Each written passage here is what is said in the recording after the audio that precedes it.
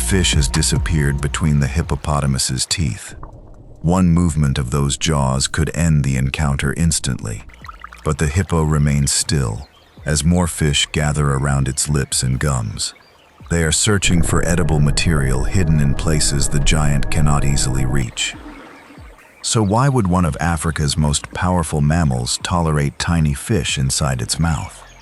The answer begins outside the jaws. During the hottest hours of the day, African hippopotamuses often rest in rivers, lakes, and shallow pools. Water helps protect their sensitive skin from heat and excessive moisture loss. Only the eyes, ears, and nostrils may remain clearly visible above the surface. The rest of the body becomes a vast, submerged landscape. For a small freshwater fish, that landscape can contain food. A resting hippopotamus offers folds, scratches, rough patches, and crevices where edible material can accumulate. Loose skin may collect around the body. Organic particles may become trapped inside deeper folds. Small aquatic organisms may gather on surfaces that remain underwater for hours. The fish do not approach because they feel sympathy for the hippopotamus. They approach because the animal may provide a feeding opportunity. Several fish begin around the feet. These areas are close to the bottom, where disturbed sediment and organic material are already common. Other fish investigate the belly, the tail base, and the deeper folds between the legs. They move in short bursts. They stop frequently. Their mouths test the surface before they continue. The hippopotamus can feel activity against its skin. Its ears may rotate. The skin may twitch. A foot may shift slowly against the riverbed. Each movement reminds the fish that their feeding platform is alive. The animal beneath them weighs far more than the entire group combined. Yet the fish continue, while the hippopotamus remains calm. Some of the material they consume may simply be loose tissue or organic debris. Some may be algae or microscopic growth attached to wet surfaces. Small invertebrates may also be present around damaged or protected skin. External parasites could occasionally become part of the meal. However, the fish should not be imagined as removing every parasite from the animal. The hippopotamus is far too large. Its body contains too many folds and inaccessible areas. A few fish can inspect only a small fraction of that surface. The fish are feeding for themselves first. Any cleaning received by the hippopotamus is a secondary result of that feeding. Even limited cleaning may still be useful. A large mammal cannot easily inspect every part of its own body. The belly is difficult to reach. The tail base is protected by deep folds. The areas between the legs are difficult to rub effectively. The lips and gums present an even greater challenge. A hippopotamus spends much of the night grazing on land.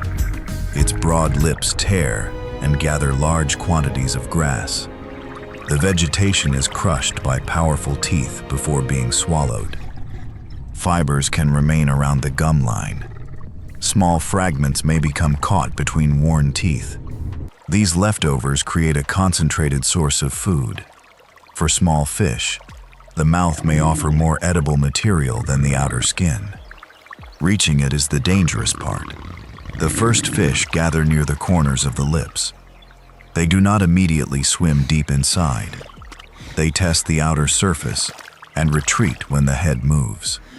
The hippopotamus remains partly submerged. Its enormous muzzle rests close to the waterline. Then the lips begin to separate. The opening is wide enough for several fish to enter. The large teeth become visible. Some are designed for cutting vegetation. Others have developed into powerful weapons used during conflicts between hippopotamuses. The largest canines are capable of causing devastating injuries. To the fish, every tooth is an enormous obstacle. One fish moves past the lower lip. Another follows along the opposite side. They search around the base of the teeth. Their small mouths collect plant fibers and other edible particles. A third fish approaches the gum line. The hippopotamus remains still. The fish are now feeding in a place the animal cannot clean with its feet, lips, or tongue, in the same way it can rub other surfaces. For several seconds, the mouth becomes a protected feeding chamber, but it is protected only while the jaws remain open. The smallest movement changes the situation. The lower jaw rises slightly. Every fish inside the mouth turns toward open water. They leave before the teeth come together. The hippopotamus does not need to attack them. A routine adjustment is enough to end the feeding opportunity. Once the jaw becomes still again, some fish approach for a second time. Hippopotamus enters deeper water. The feeding surfaces disappear beneath the darker current. Most of the animal's skin remains unchanged. Any parasites elsewhere on the body remain attached. Only a limited amount of debris has been removed. The interaction has not transformed the hippopotamus.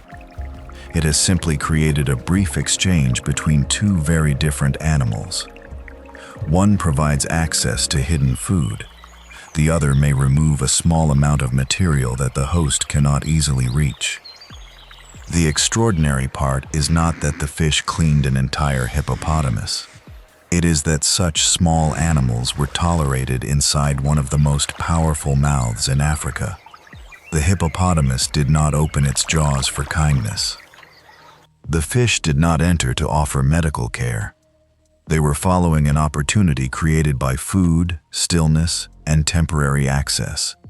For a few moments, a dangerous giant became a feeding landscape.